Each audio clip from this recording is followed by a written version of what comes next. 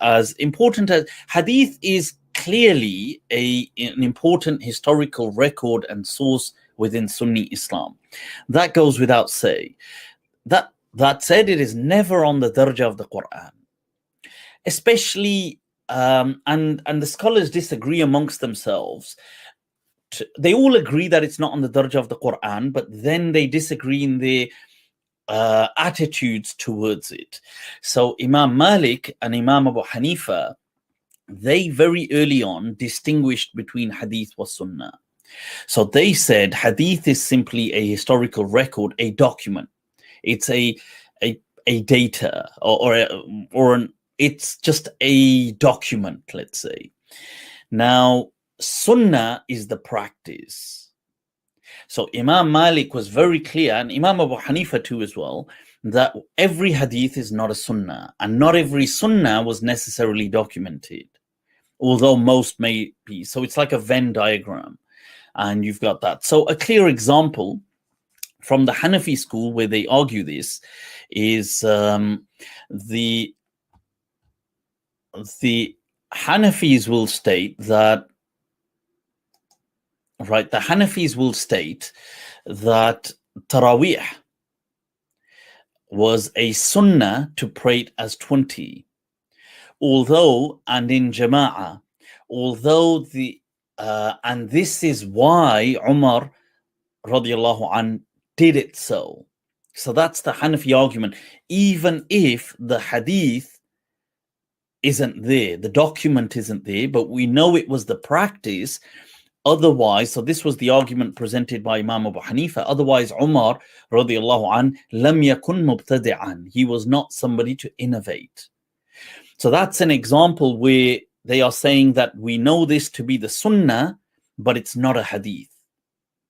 And the hadith that we do have, we know not to be the sunnah.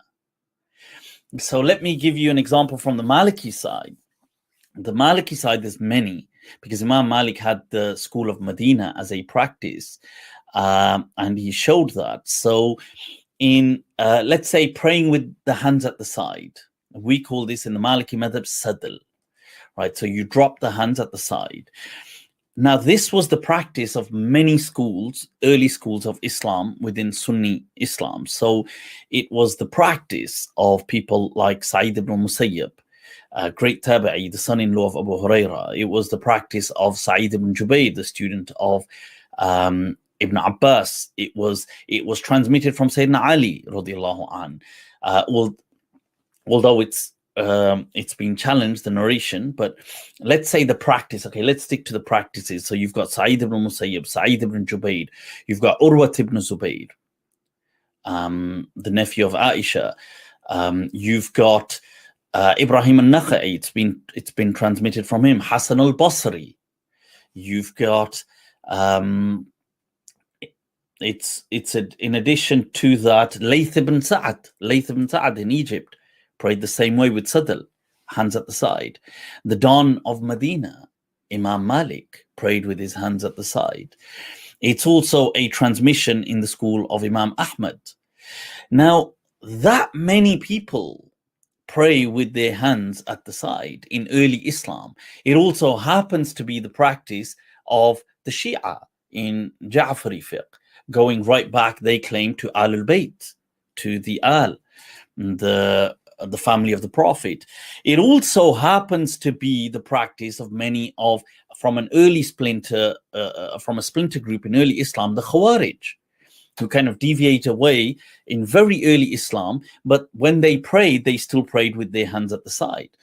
So when you've got three entirely separate sects in Islam, the Khawarij, who want nothing to do with the other two, Sunni Islam, the main branch, Shia Islam, all of these are entirely separate kind of branches of Islam, yet they all pray with the hands at the side. In Sunni Islam, it was a minority. In early Islam, there were many people, but then it seems to get crushed, because this is in the time of the Tabi'in, the students of the Sahaba, in the time of Bani Umayyah.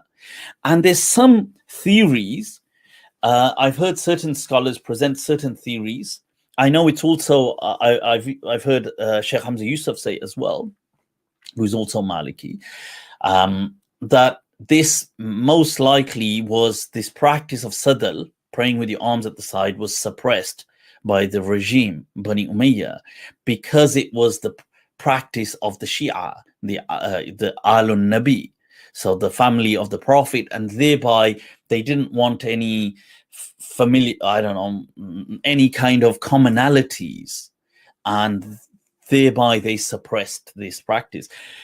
I'm not sure how strong that is as an argument, but that's also an argument people have made, because the evidence clearly shows it to be very common in the time of Bani Umayyah.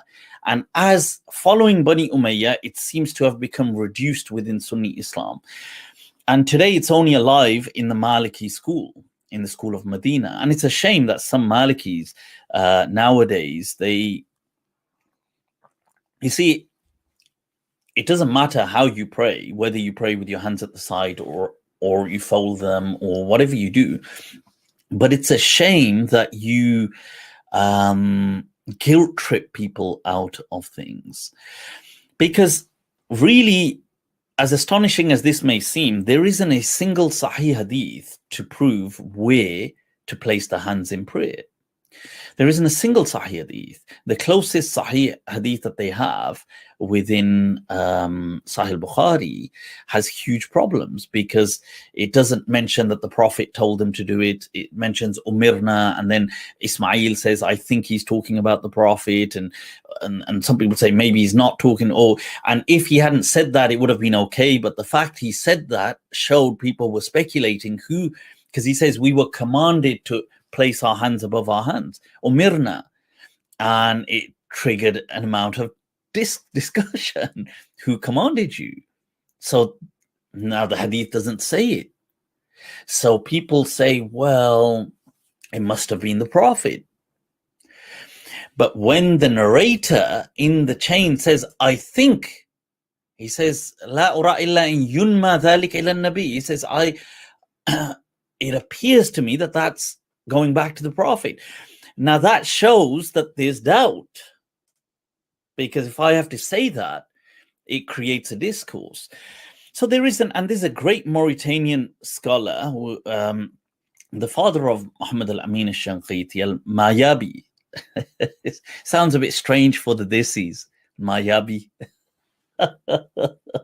Sheikh al-Mayabi, and he has an amazing book, I do have it somewhere, where he brings all the riwayat of holding the hands in prayer and shows every single one is weak or mu'allal, has a problem, and which is another fascinating discussion, because it goes to show that the purpose of prayer could never have been where you place your hands, because otherwise this would have been such an emphasized point, but yet the Prophet ﷺ didn't emphasize it. And that's why one of the transmissions in the Maliki school by Abdul Malik ibn Habib is, if you do fold your arms, فَكَيْفَ مَتَّفَقْ, however they come together. There is no set manner in how to do it. And this is why Ibn Abdul Barr, the great legend of the school of Medina and the master of, huge Hafid of Hadith, in fact the largest scholar of Hadith in his day and age in the Western world. By Western world we mean west, from Central to West Africa and Spain and Portugal, was Ibn Abdul Barr. And in his book Al-Kafi he states that he says man sadal, he says that you can do sadal or qabd. He says sadal wal qabd kilahuma sunnah, that both are sunnah. And it's interesting, sadal, there is no hadith, or there are, but some weak hadith. So here you have in the school of Medina a clear sunnah, but it doesn't have a hadith. And the hadith is not deemed to be the sunnah. So this is a fascinating discussion. It's always interesting, and it's intriguing how many people are unaware of these discussions, because maybe they haven't read them or they haven't studied them, but these are not hidden discussions. They are very well known in the books of Usul al-Fiqh. Right, so